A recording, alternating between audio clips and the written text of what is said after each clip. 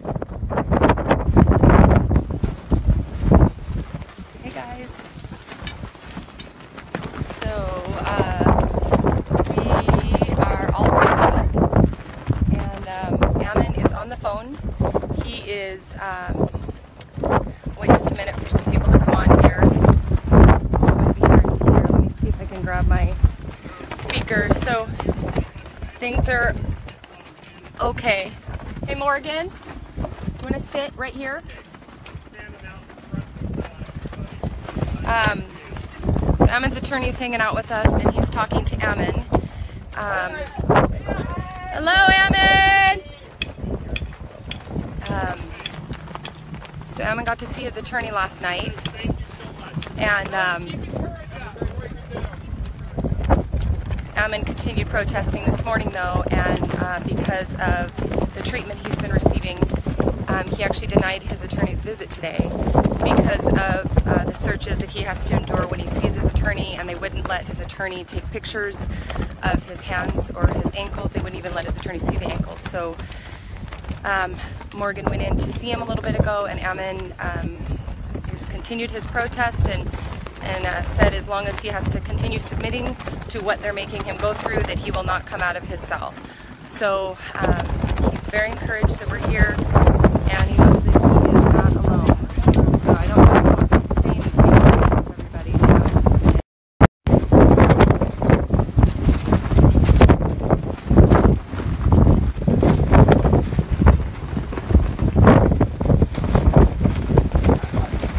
Step away here for a second while he's talking. The police are reviewing their phone records with the sheriff. They said when we did our march, we went inside of their fence, and of course that's not true. We didn't do that. We told the sheriff that he would go where we were allowed to go, and we even walked all the way around that water tower, and that kept us outside of their fence coming back. But nonetheless, they brought in 5 or 6 cop cars. They came flying down the road up here. We could see them from where we were, and we actually thought they were harassing the people up here. We didn't know they were coming to us. The interesting thing is, sorry, we're getting new information right now that Ammon did not refuse his attorney. Ammon is telling a different story. We will get that when he's ready. So it sounds like the jail was not honest with Ammon's attorney and told them that Ammon was the one who was refusing the search and refused to come out. But anyway, the sheriff is reviewing the footage of us on our march, and she was the one who actually came and made all the police leave. We weren't even back yet. She went driving back there, and when we saw her go by, we all waved to her. And I thought it was kind of cool. She was already back, but we didn't know what was happening back here at camp at that time. Let's see if I can see. Does that help at all? Maybe that helps. I'm hoping Ammon will want to say something.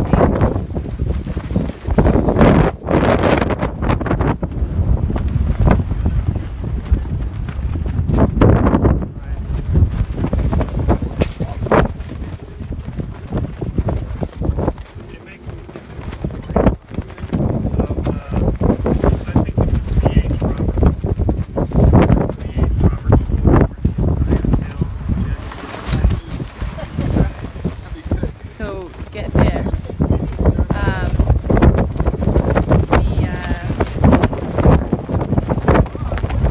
This is somebody being denied a visit, but they'll explain what's going on. And what was I going to say?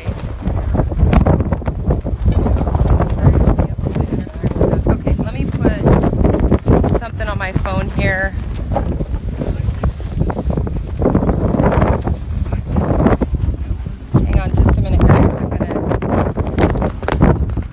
Put this on the phone that I got from Gavin. Thank you, Gavin. That. Yeah, the wind's just.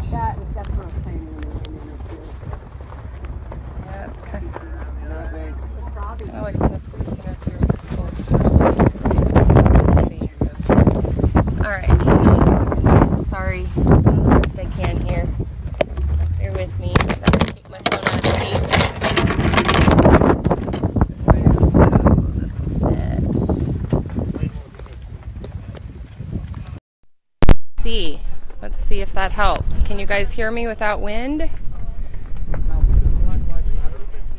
You see if get some thumbs up. If you can, well, I'm live streaming, mister. You watch. If we was Black Lives Matter, we burned those men. Oh, don't separate out factions. Everybody's protesting the same thing. All right, so does that help? I've got my mic plugged in. So there's a bunch of police that are still waiting down at the end of the road. And when they came, apparently they said that they were coming to arrest the people who had crossed the barrier. Which, I mean, if you guys can just think about this for a minute. Ammon Bundy does a call out for help. Many prisoners have done calls out from this facility for help. They've written to their legislators, they've written articles in newspapers saying that they're being abused here. And they've been ignored. They've said there wasn't enough proof to do anything about it. And yet, because one of the guards on the back, we were reading the bylaws of the court, of the prison here, to the guards who came and stood along the fence line. And one of the guards smirked and got on his radio, and it wasn't 15 minutes and all the cops showed up. So think about the power these guards have. If one other guard would call in abuse to the police, look at how quickly they could respond when they see an inmate being abused. I mean, it was quick. We hadn't made it halfway back before all the cops showed up.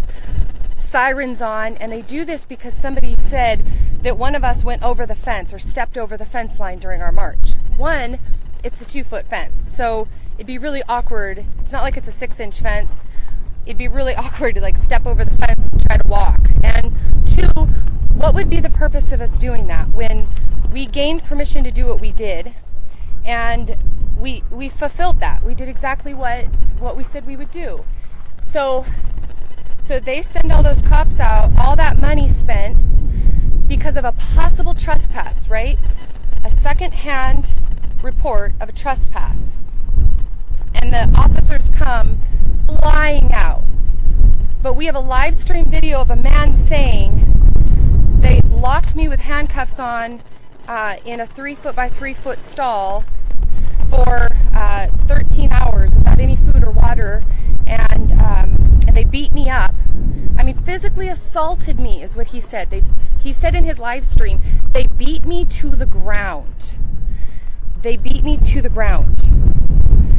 And nobody came. They said that was a second-hand social media report. He said they beat me. His first-hand account from his own mouth, his own eyes witnessed it.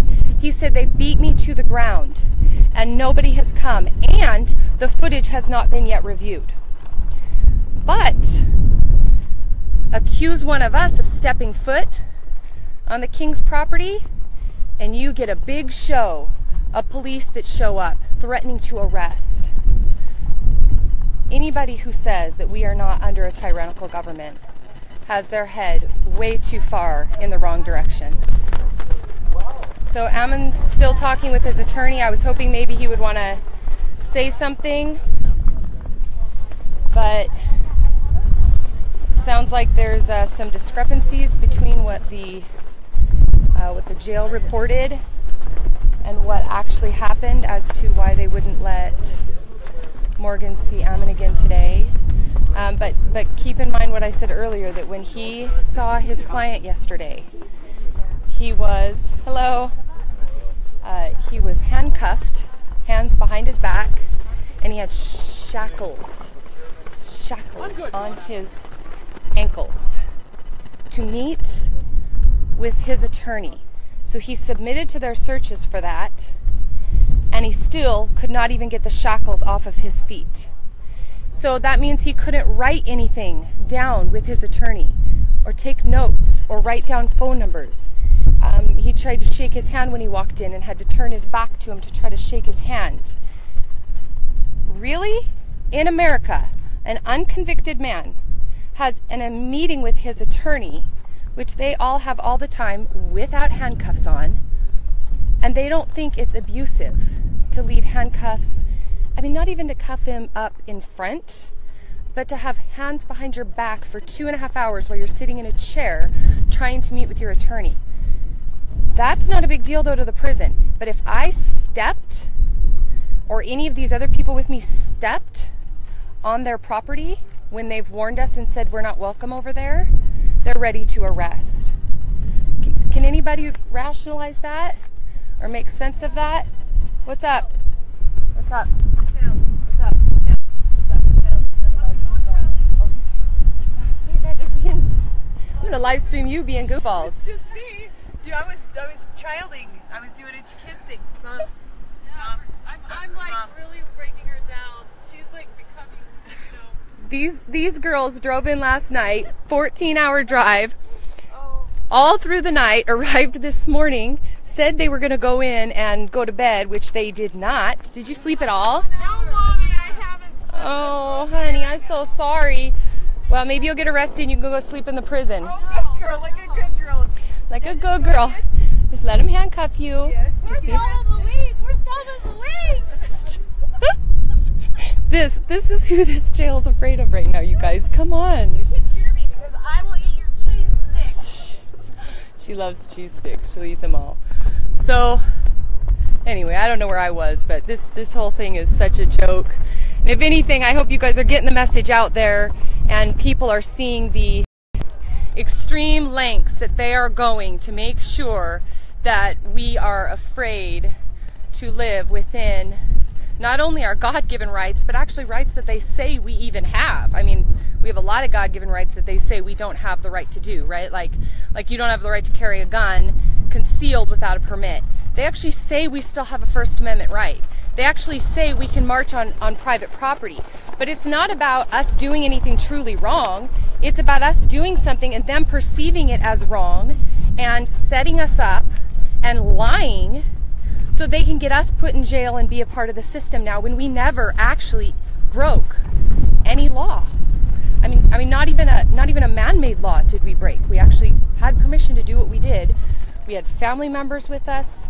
We had flags, and we had a megaphone, and we were exercising our First Amendment right to remind those officers who were back there guarding the place that they didn't have to do what they were doing, that there was tons of job opportunities out there that they could take beyond running a facility or protecting a facility that's denying people their constitutionally protected rights. So, and apparently that's enough nowadays to get you put in jail. So to all the people out there who say, oh, stop, if you got arrested, you must have really been doing something wrong. No, if we get arrested, as one of the men here said, and I'm not LDS, but they keep telling me I'm now half LDS. If we get arrested, it'll be like the story of Joseph Smith when he went to I don't remember it. He went somewhere. He went to the Oak or to the Grove or something, and he asked the Lord, which is the true church? And then he was attacked by Satan. And then I think it was maybe the Lord who revealed to him or somebody else that he was disturbing he was disturbing the enemy's house, and so he was under attack. He was just coming to the Lord to say, Lord, which is the right church? And Satan attacked him. So what's happening here is we have come to Satan's house, and we have launched, they have launched an attack on us for coming to Satan's house and for doing God's work so close to Satan's house. They don't want this. They don't want the 51 people who are watching this to understand that laws don't even matter, that people who go to jail, many of them never actually broke any laws. They were set up just like we were just set up. Thankfully for us, they say they have, the sheriff said everything back there would have been recorded. So thankfully for us, that's going to help us this time around. But what about the next time? What about the next time for somebody else when it's not being recorded? Who determines at the end of the day if we truly broke a law or not? And you say, oh, a jury would, right? Like Ammon's jury that he hasn't gotten before, like Jerry DeLoomis's, like Eric Parker's, like Pete Santilli. They've been sitting for over a year and still haven't gotten to go before their accusers. They haven't gotten to go before a jury and even plead their case. And so while you might say we have justice in America because we have a good judicial system and we have jury courts and whatnot, these men can't even get to the jury courts. And then when they get to them and they don't all agree, they get sent back through them again. So at the end of the day, who suffered? If they're found not guilty, who makes up for their suffering? In a righteous nation, they wouldn't be in here suffering. Nonviolent criminals, there's no way they'd be in here suffering. They would be released on pretrial release, and if the courts want it to take 3 years for them to go to trial, so be it. But when they're sitting in here suffering, it is a big deal when you get arrested, even if you didn't do anything wrong. So for all the people who say, oh, it's okay, you didn't do anything wrong, you'll have your day in court, you don't even understand. You don't even have to really break the law to go to jail. All you have to do is to disrupt Satan's home. And they will bring you and drag you into their courts, they'll drag you into their jails, and they'll keep you as long as they want. So, let's see. Hey guys. Nice day for a camp out in the desert, right? Okay. I'm gonna ask. I know you understand. I did that with the property tax foreclosure and beat it 3 years later while I was running around the country doing. Hang on just a minute. The second foreclosure sent me first notice, second notice, third notice, and sold it before I even started with the Hey, second I'm live right now. Is there anything that Ammon wants you to say live or no? He's with John right now. Do you want to talk to him? Yeah. Yeah, it's hard to hear. I know. I'm wondering if I can go in the car and put him on speaker if he wants to. Yeah, I can go in the car with it. Yes. I'm going to pass you to Kelly if it's okay. Kelli Stewart's here. Oh, okay. We're all a bunch of us are out here. I don't know. There's probably 30 or 40 of us out here right now. Quite a few, a lot of cars, a lot of flags. And just hear what we got to do. We're camping out here. I'm in a tent out here myself. So. But here's Kelli then, and I'll let you talk to her. And we're praying and know that we're here. And we know the Lord's here too. Okay, there she is. Hey, Ammon. I told you we'd come. I told you we'd come make some noise. Get the car here so I can. Oh, we got him nervous. I'm actually. Oops. Ammon, is there anything you want to say on a live stream? I'm actually live right now, but they can't hear you. You don't have to, but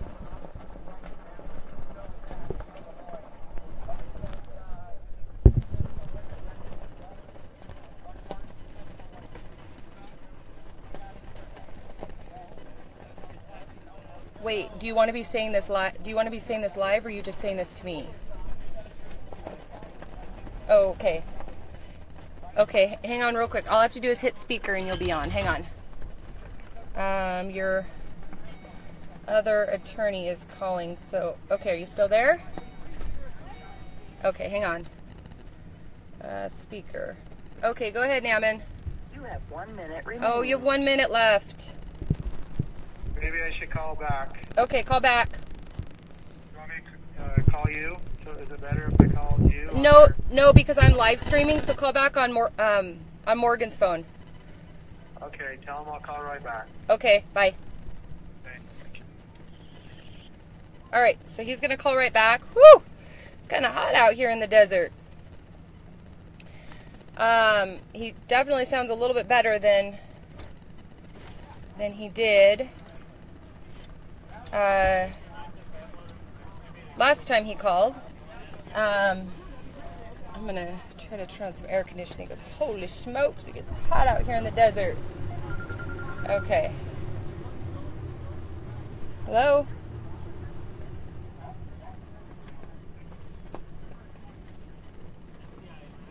Hello?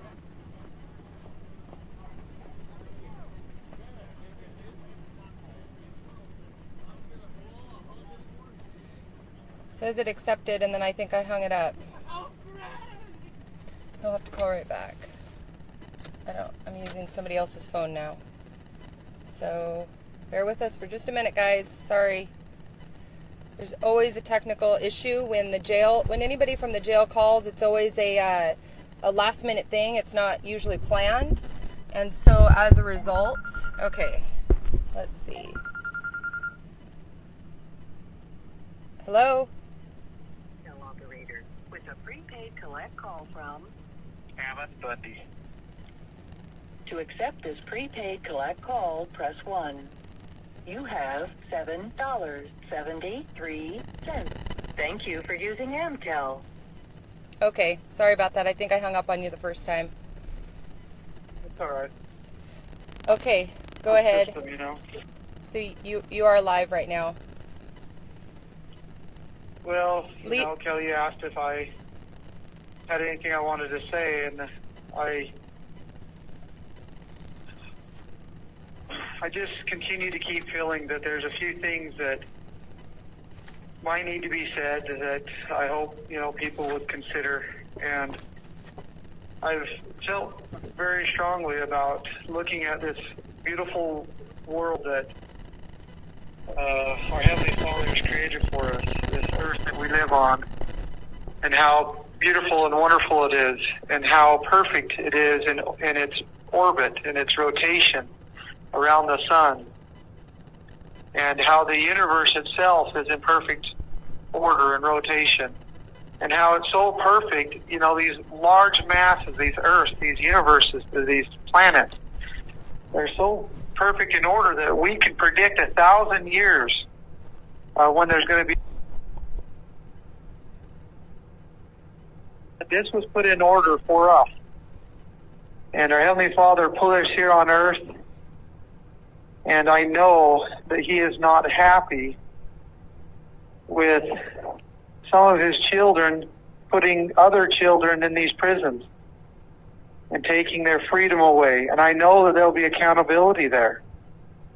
It's very strong to me. I know that He is not pleased with sending His children on earth and then other people putting them in bondage and keeping them in these places, keeping them from progressing, keeping them from learning, and treating them in this way. I am certain that He is not pleased with that.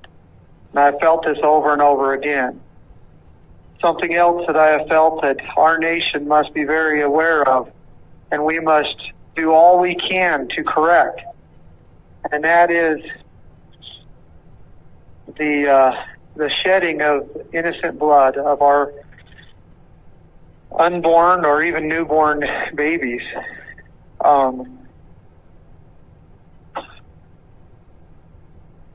I do not know how this nation will atone for their blood. I do not know how that'll happen. But I know that we have put a president in office, and we did this, and he promised to us that he would This call is from an inmate facility. Not put our taxpayers' dollars into that horrible, horrible sin. He promised that, and he has not fulfilled his promise in that, and we must hold him accountable. And that is one thing that he promised, and that was the reason why many of us voted and supported him in. Yep. And a final thing that I felt several times in here and felt is important, and that just is that what this government is doing to us is similar to what they've been doing to the rest of the world for more than a half a century. And there are many countries out there that are desiring freedom just as we are, and have been oppressed by our military just as we are by our government here. And we need to free them. And we need to give them their sovereignty, give them their freedom. Yep. And then we also need to continue to fight for ours. Yeah. And so, be what it may, Kelly, but I have felt those things in here multiple times. I felt their importance, and I know that God is involved in what we're doing here, and I'm grateful that he is continuing to be patient with us. Yeah. And continuing those things. Yeah. So. Well, I'm sorry you're suffering. We're all sorry that you guys are suffering, but we do feel honored to be able to be a part of the fight and bring some form of hope. And I pray that's what we're doing, is bringing some form of hope inside of that prison to those that maybe want to give up. You definitely are, Kelly. You are. To know that there are people aware. I imagine, and I'm certain, that many, many individuals have gone through this suffering and oppression and tyranny, and they've had to do it alone, with no voice, with no support. And I feel for those people, and I believe that this, part of why this is happening is because those people, the Lord wants them to be known as well. Yeah. And he wants these things to be corrected. Yeah. Do you think people in there know that we're here for them too, that we're here fighting and standing in solidarity against all prison abuse? Absolutely, they know that. I'll give you an example. They shut the prison down and wouldn't let anybody go to rec yesterday or use the phones, which they said it was going to be all weekend. And part of the reason, or what that would cause is animosity towards us, is what the jail is hoping would cause, and so that the prisoners would look.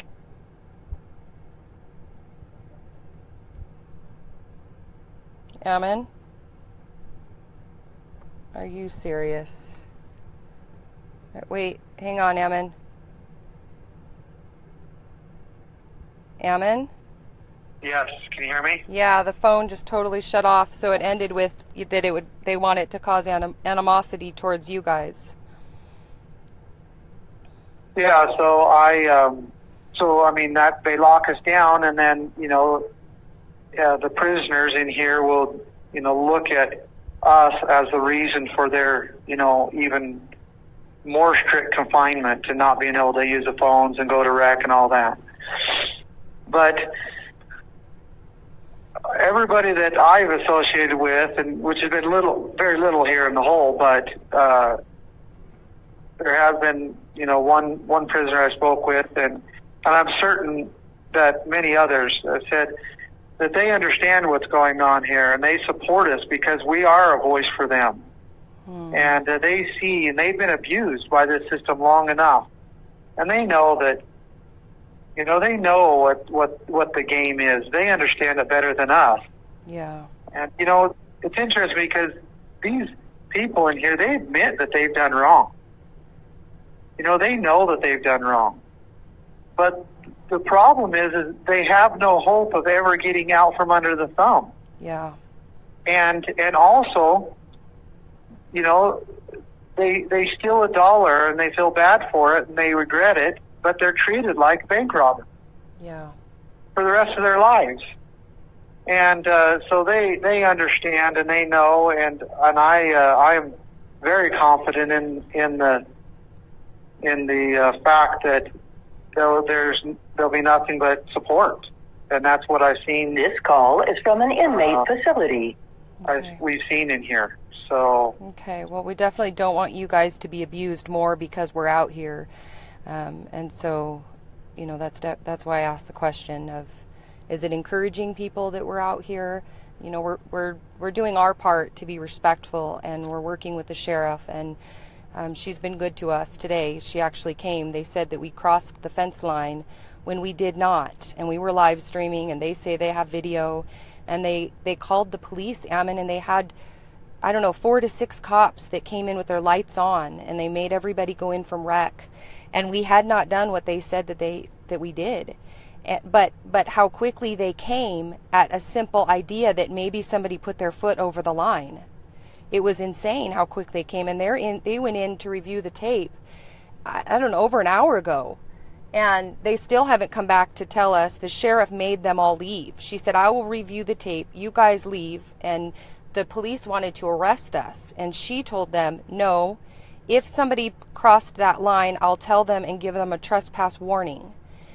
So, you know, the whole idea that on the inside and the outside there's lies being told, and we're truly not doing anything to be disruptive, or, you know, other than trying to disrupt evil, I guess you might say. But we definitely don't want to be bringing actual physical harm to anybody in there. But you're all experiencing physical harm anyway, right? So, did you come off speaker again? Are you there? Ammon?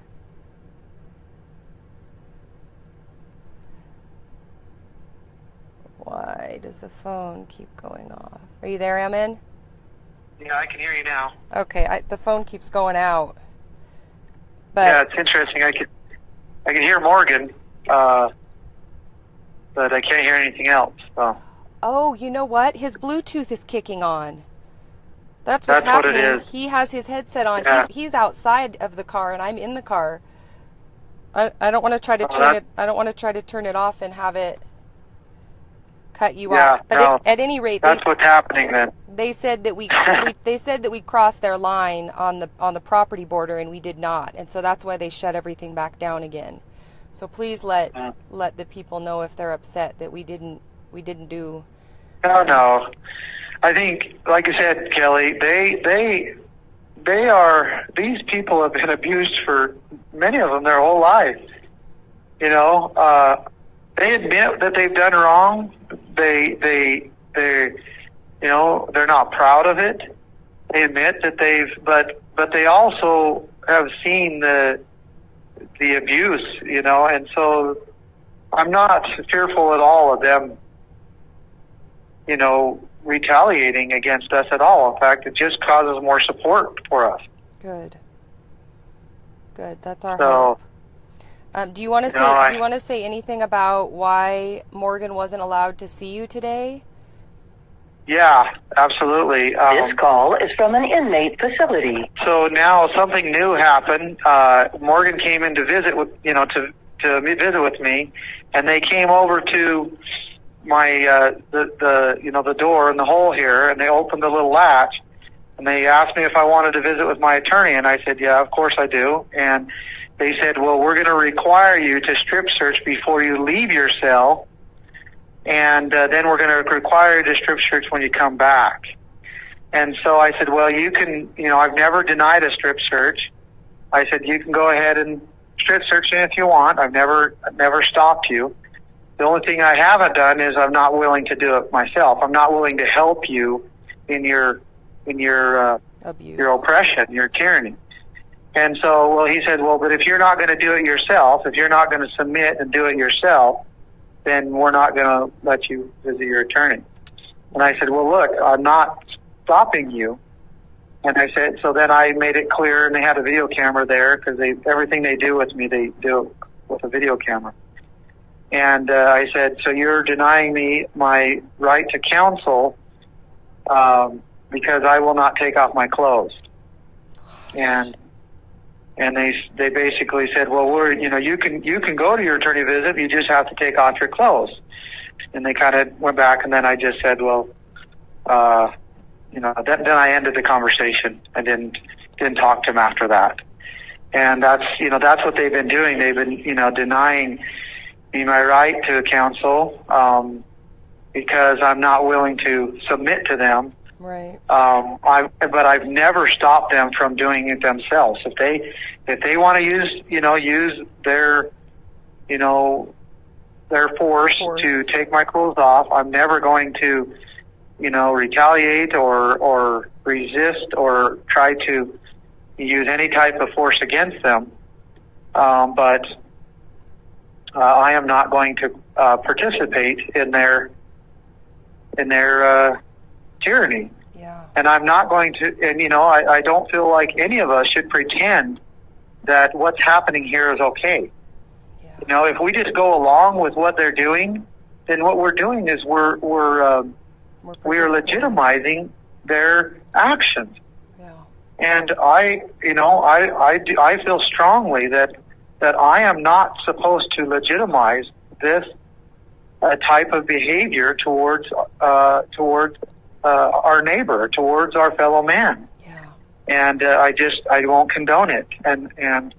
But I'm not going to use force I'm not in a situation for that to do any good. Right. And so if they decide to use force upon me, I really don't have a way to defend myself, and I don't believe it would do any good whatsoever at all. And so they pretty much have the ability to use whatever force they deem necessary, and I'm not going to resist them. Yeah. I'm not going to. I guess I'm not going to retaliate. So that's basically what's happened, So Kelly. what you're saying is all the times that you have refused visits, it hasn't been or refused... This call is from an inmate facility. So you haven't been refusing what they're asking, you're just refusing to participate? That's right. I've never refused a visit, Kelly. Never. Not one time. Wow. Never. So you I've never would not refused to submit. go to court. I've never refused attorney visit. I've only said that I am not going to take my clothes off. I am not going to do it for them. Wow. That's a whole different narrative, Ammon. The narrative has been Ammon Bundy is refusing to comply with their orders to strip search. But you're not. You're saying you just won't be a part of it. They need to be the ones to take off your clothes. Yeah, and that's why I sat in that cell for 13 hours, because they're not after me taking my clothes off, Kelly. They're not after chaining me up. What they're after is they're after my will, my spirit. They want, and that's what they're after with all these prisoners. Yeah. And that's why they've escalated to this point, because I will not yield my spirit to them. Yeah. I will not give them what they want, which is not a strip search, which is not to chain me. What they want is my spirit. They want me to give my spirit of freedom away and completely submit. And if I do that, then life will be a lot easier. Then I won't be put in pain. And I'll be able to go to general population. But if I won't, they continue to press force, more force, and more force, and more force upon me. Yeah. This is not a battle of, it's not a battle of government against the people. It's a battle of good against evil. Yeah. It's a battle of principalities and Powers. Powers, and that's what this is. And what has Satan, our adversary, has always been after is the will and the spirit of man to control. Yeah. And that's the battle that we're fighting here. And we have to wake up to that they do not want. You could give them all they want, and it'll never be enough until they have broken your spirit. Ammon, we felt... You could give them your homes. You could give them your...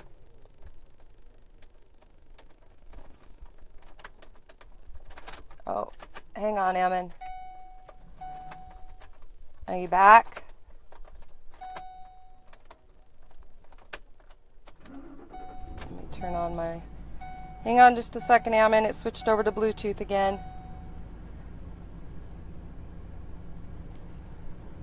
Okay, are you there? Yeah. I'm sorry. No, that's all right. I was just explaining that. I mean, you could give them everything. You could give them your livelihood, your food, your clothing, your homes. You could give them your children. You could give them everything. But that's not what they're after. Yeah. They're after your will. Your spirit to control, and that's the only thing that they're after, and the only thing that will pacify them. And I'm not saying that everybody is evil and wicked in doing this, but this organization and the structure and what it's become is that. Yeah. And those that work for it, whether they know it or not, that is what they're doing. Ammon, I really felt it when we got back from that walk and they said that we did something we didn't do. They didn't just send one officer or even one guard from the center to come out, from the detention center to come out and say, hey, we think one of you went over the line. This is your warning. If you do that again, we'll call the police. They escalated. You have 1 minute remaining. This call is from an inmate facility. Anyway, everything you're saying is what they just tried to do to us to scare us and make us leave. Who sends 4 or 5 officers in because somebody possibly stepped on the detention property. Who does that? Who wastes that kind of money when we've been very open to communicate with all of them? So that's what they wanted. They didn't care if we trespassed. What they wanted to do is to scare the hell out of us and make us leave. That's all that whole thing was all about. That's why when they took me out of the shower, they did it with a full, like a SWAT team in riot gear. That's why they did that. They were trying to scare me. They tried everything else. I thought it was comical, actually. But that's exactly their method, is the method of force and fear. Yeah. Your time is up. Oh, that's it. Bye, Ammon.